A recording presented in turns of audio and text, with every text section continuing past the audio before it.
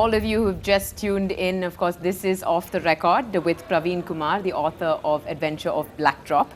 And speaking of his future projects that he's going to be working on, projects might be a little bit of a word that we'd use in this day and age, but what would you call it? Projects that are offbeat. Offbeat. And could you Yes. give enlighten us really about your future projects? One is religious fiction. Yes, it's religious fiction. It is the name of the project that I'm working on is The Children of Chance. I typically explore the behavior of human beings here with one sole question: what if there were a power more powerful than God Himself? How would it affect human beings?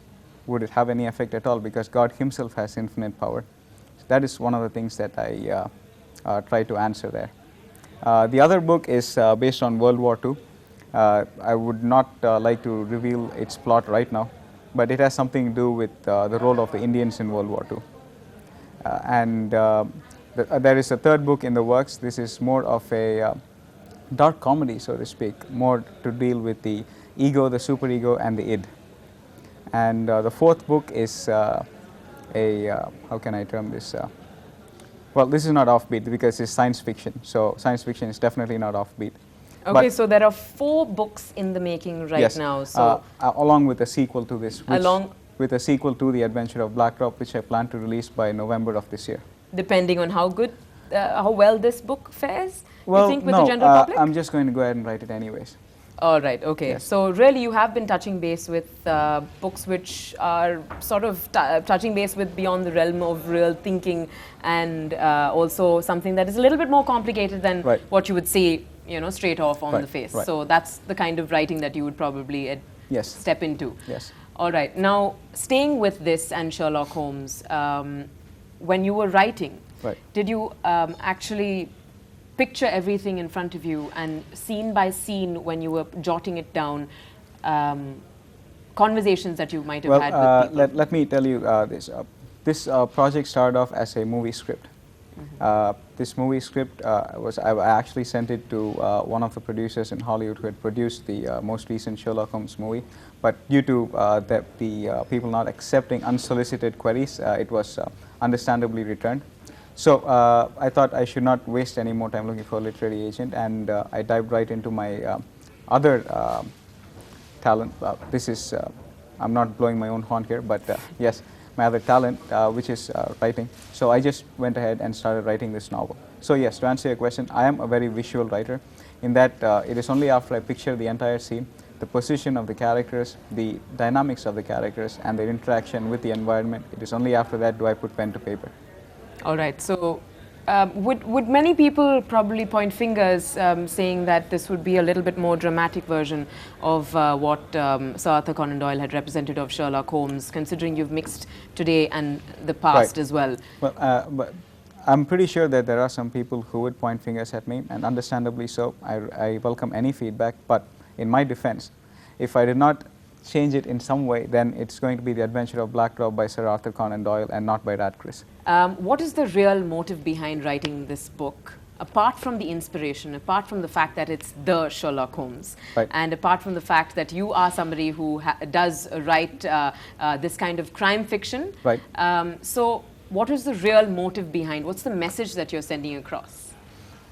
The message, this is something that I have not actually thought about, because this just occurred to me, and I thought, okay, it is time. Because I started writing this book after a couple of months after I had just finished revisiting the entire Sherlock Holmes collection. And I thought, okay, so Sherlock Holmes is this really cool person. So what happens if he's under pressure? He never seems to be under pressure, which is not normal for a human being, no matter how well trained he is, no matter how disciplined he is. There has to be some break point. So that is one of the things that motivated me to write this book. And also, it's like I said, the human connection. The human connection is very important here. And Sir Arthur Conan Doyle, I believe, had specifically left out this human connection in order to contrast Holmes' characters to that of Dr. Watson. But now that I have removed Dr. Watson from the picture, in the sense that he has estranged himself from Holmes, I want to show, which is, by the way, one of the added external pressures on Holmes. I would like to see how Holmes reacts to situations. Wow. Okay, that's another sense of being daring yourself, of adding more character to character itself. Yes, yes. So, all right.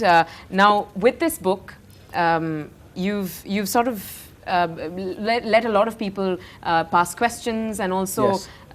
there will be a lot of judgment. Definitely. And not just here in the country, not just here in the city, but also elsewhere, where people will probably hear of this book. So, any fears per se? I'm actually publishing this book in London, hopefully by the end of June, and in the USA, hopefully by the end of September. Exactly what I meant. So yes. So, no fear. I intend no disrespect, and I do not intend to plagiarize and pass off this work as my own, but fear, no, not really.